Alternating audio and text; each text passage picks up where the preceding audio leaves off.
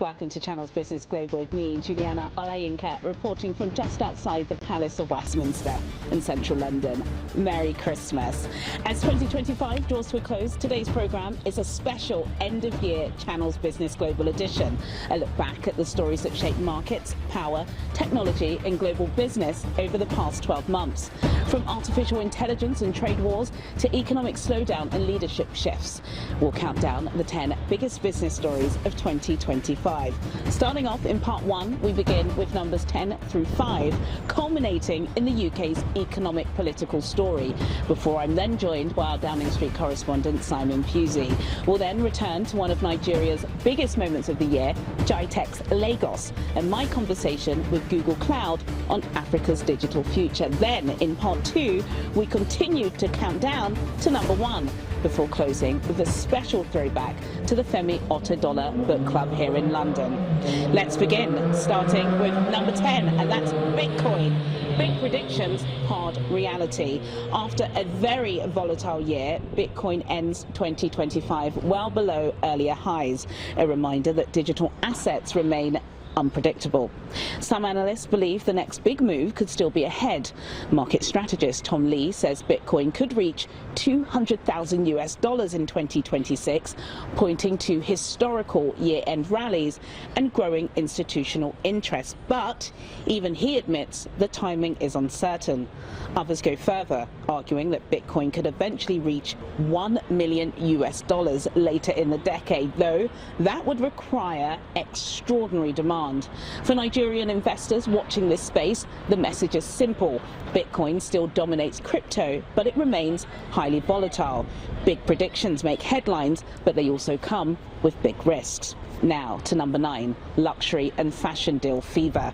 Even as consumers tightened their belts, 2025 saw a surge in high-profile deals across luxury and beauty.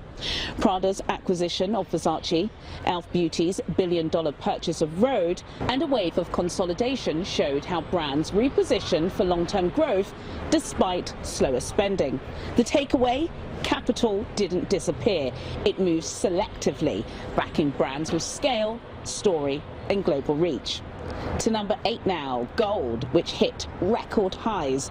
As uncertainty dominated markets throughout the year, investors turned to safety. Gold surged to record highs in 2025, driven by geopolitical tension, slowing growth and expectations of lower interest rates. Central banks and institutional investors piled in, reinforcing gold's role as a hedge in volatile times. For many households and investors, and I'm sure many of our viewers back home, gold outperformed where riskier assets struggled. To number 7 now, big tech layoffs and the AI reset. The technology sector went through a painful reset this year. Major companies cut tens of thousands of jobs as artificial intelligence reshaped how businesses operate. Firms shifted away from expansion at all costs, focusing instead on efficiency, automation and profitability. For workers globally, including in Africa's growing tech ecosystem, the message was clear. AI is creating opportunity, but also accelerating disruption. To number 6, Warren Buffett steps back. An era really did come to an end. Earlier this month, Warren Buffett retired as CEO of Berkshire Hathaway after more than 6 decades. His departure marked the close of a chapter defined by patience, discipline and long-term thinking. For investors worldwide, Buffett's legacy offered a reminder that enduring success is built slowly, even in fast-moving markets. Now to number 5, big topic of the year, the UK economic story. In 2025, Britain grappled with weak growth, falling living standards and mounting pressure on businesses and households. The autumn budget introduced major tax measures aimed at stabilising public finances, including higher employer national insurance contributions and extended tax threshold freezes, pushing the tax burden to its highest level in decades. Ministers across the House argued the moves were necessary to fix the foundations. Critics, however, warned they risked locking the economy into low growth, with job cuts rising and consumer confidence falling. So, where does that leave the UK heading into 2026?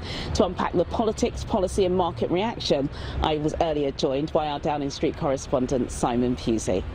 Simon, I should start by saying Merry Christmas. Merry Christmas. And a happy Happy New Year in advance. It's not been so merry for the UK Prime Minister, Sir Keir Starmer. There's been dozens of polls, but the latest ones as we head into 2026 suggest he is one of the most, if not the most, unpopular Prime Minister in British history. And then, of course, we've got the rise of reform, which appears to be a key theme of 2025. Would you agree?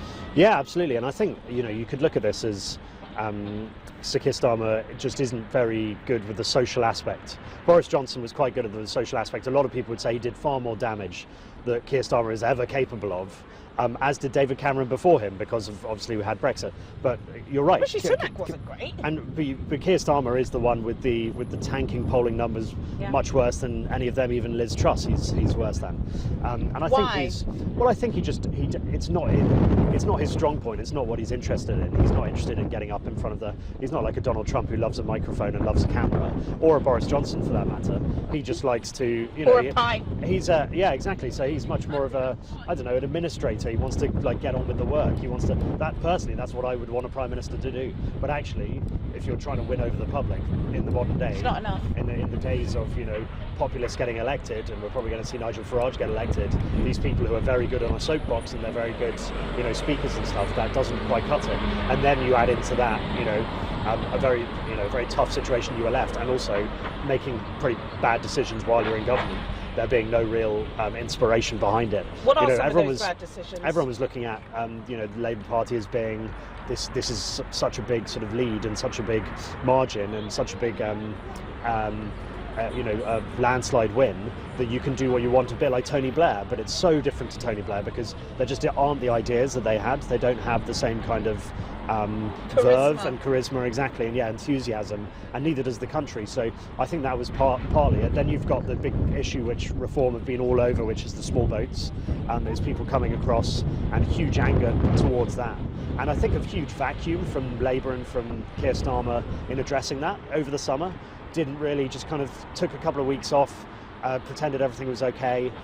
I don't think the issue was anywhere near as big as it was made out to be, but they gave them that opportunity. There was that huge dearth there was no news at all. They should have been going around saying, look, we're partnering with France, we're partnering with Poland, or Albania, or whoever it is. Was he distracted by Trump?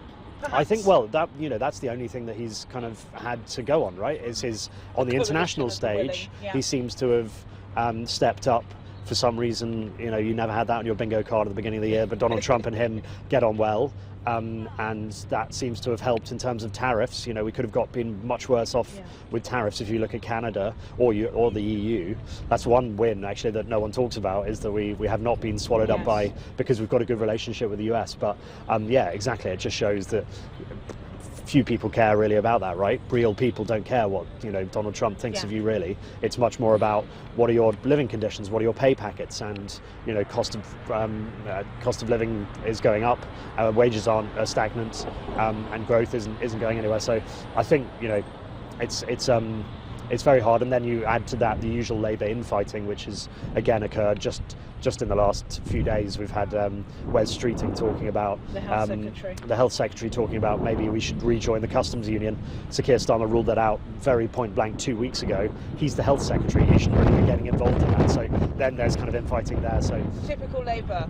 I think so. I think it's they had, and it's disappointing for a lot of people because they had decades, or well over a decade, to think about getting back into power, and it seems to have taken them by surprise. Now that it's quite tough.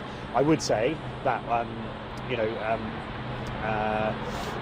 that Nigel Farage has leader of the Reform Party has this huge poll lead, 33%.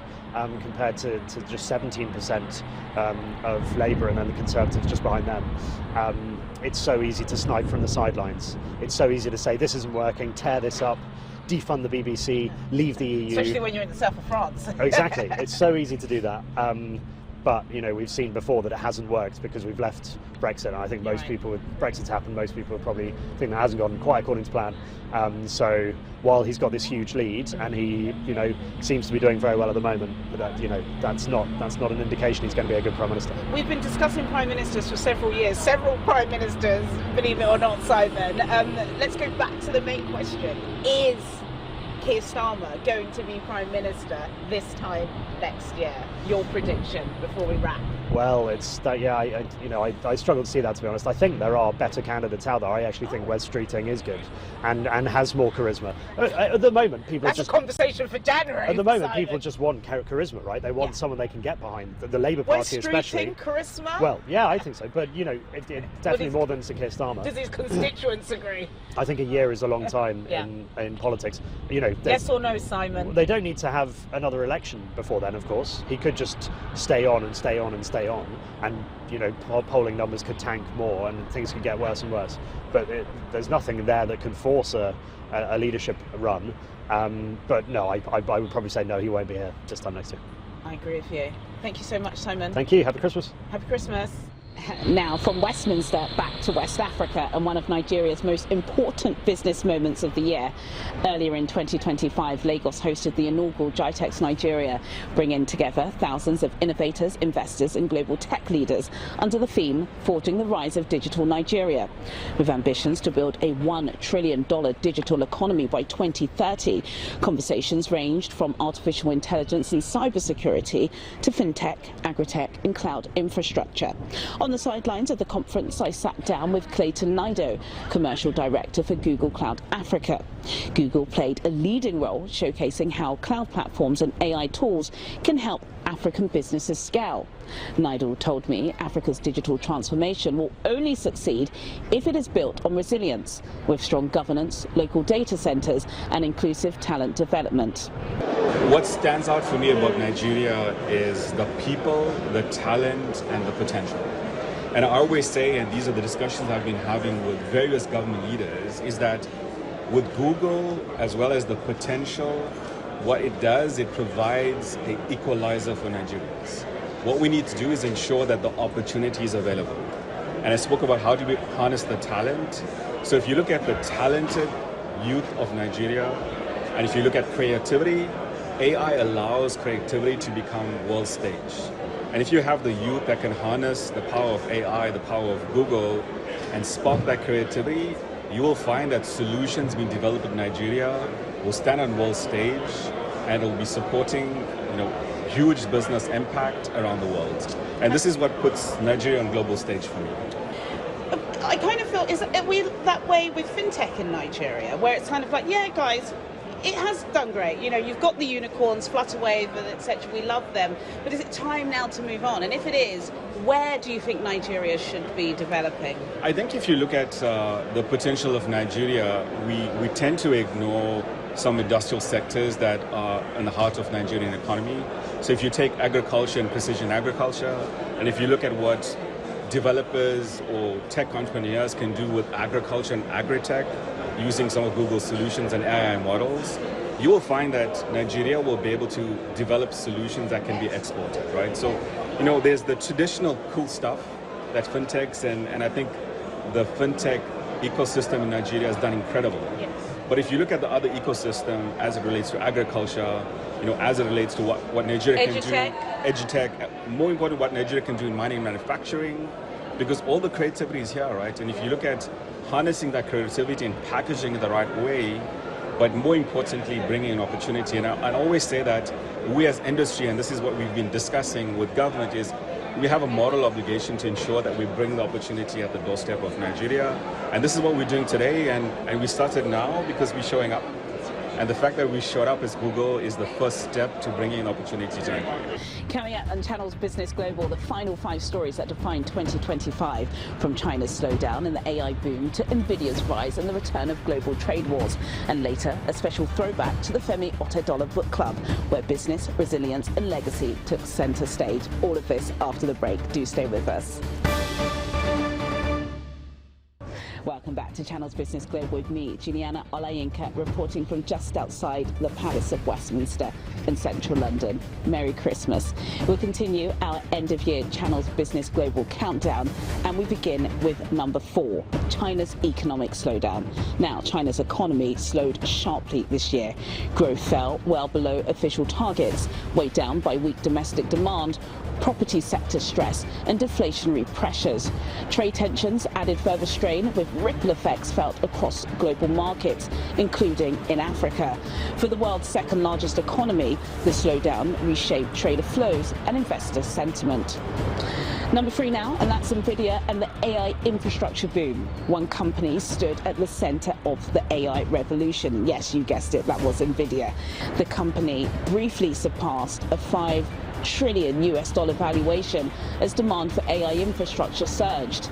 Its chips powered everything from data centers to autonomous systems, reshaping global markets and technology investment. Despite geopolitical constraints, Nvidia's dominance underlined how central AI has become to the global economy. To number 2, more artificial intelligence, which moved this year from assistance to autonomy. Agentic AI systems capable of independent decision-making transformed education, productivity, and enterprise software. The release of more advanced AI models raised hopes and fears about the future of work.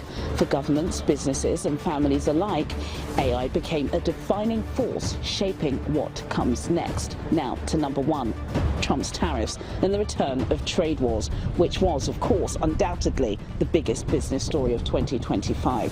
The US president's sweeping tariffs reshaped global supply chains, triggered market volatility, and fueled economic uncertainty.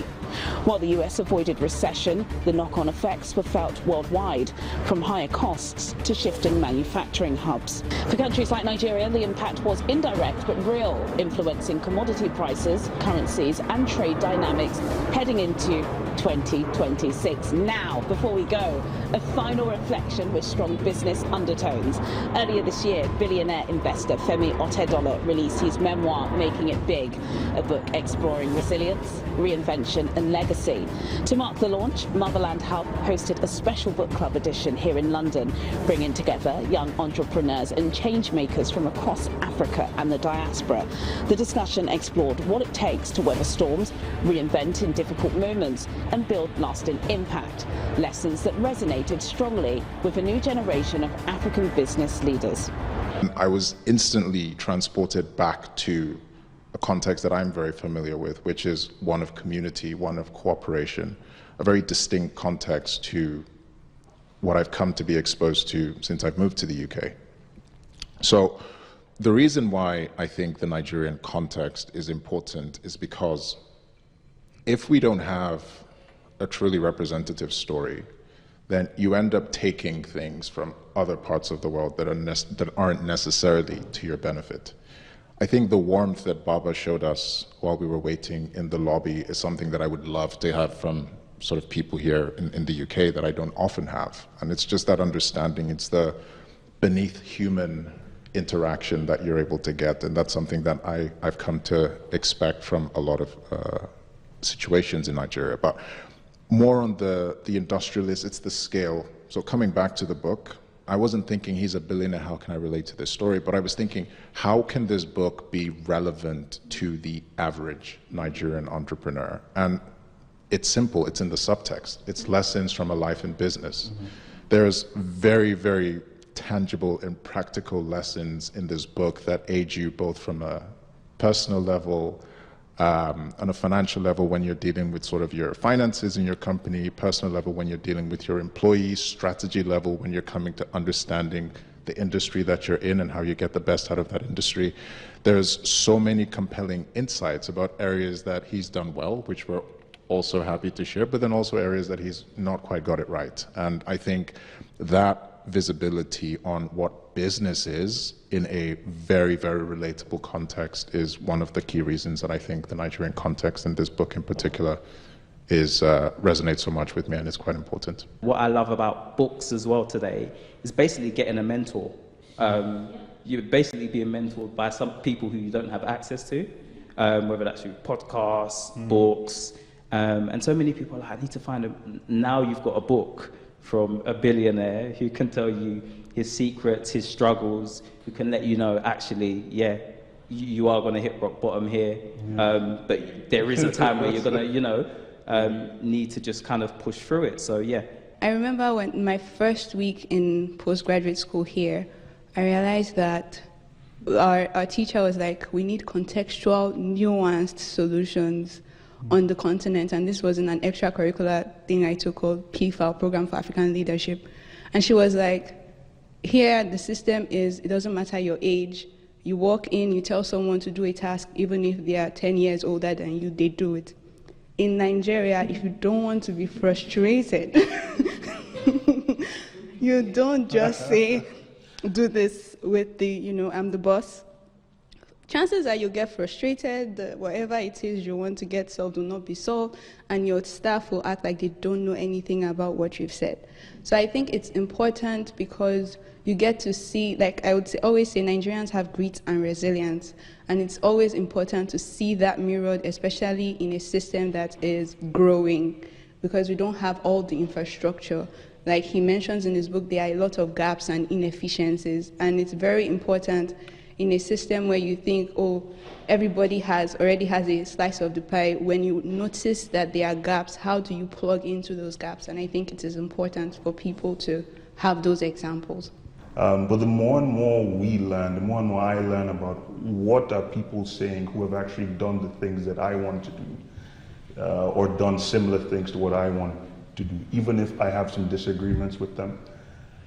I want to learn from their own perspectives. I want to, for different brief moments, see things from different people's eyes and come back to myself and say, okay, how can I apply all these different things to what the things that I want to do, things that we all want to achieve. And I mean, what's really exciting about him, we were talking earlier before the cameras came up, that he doesn't give many interviews.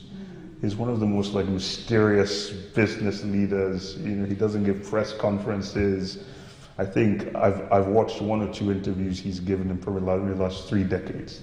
So when he released this book, he hasn't even done an interview after saying, oh, this is my book, please buy it. He's just posted it. That's it. Buy if you want to buy, or don't buy it. And that to me kind of draws me in more. Fine, let me learn. Let me see if there are things here to learn from. And there are quite a lot of things, I think particularly in Nigeria, one of our largest exports is the cultural power. And if you take this book and you take what Mr. Otedola is talking about when he talks about how he navigates political relationships or familiar relationships, and the way he's able to glean insight or nuance, and how he's able to get more out of situations than you typically would, because he understands the culture and the context of the rooms that he's in. And I'll take, for example, Topicals, my skincare brand. We were the first brand to take a brand trip, so taking influencers to the continent of Africa. Particularly, we went to Ghana. We've now also been to Lagos. But we were the first brand to ever do that. And that brand trip probably reset the industry around what brand trips look like. We took Black and brown creators who don't typically get invited by other major brands, by major brands, and we took them to Accra. And I remember talking to my board about wanting to do this, and they were confused. I remember talking to my team about wanting to do this. None of them had been to West Africa. Well, sadly, that's all we have time for today. But as always, do get in touch with your comments and suggestions. I'll see you at the same time next week, next year, for more in-depth business analysis on Channel's Business Global. Merry Christmas and a Happy New Year to you.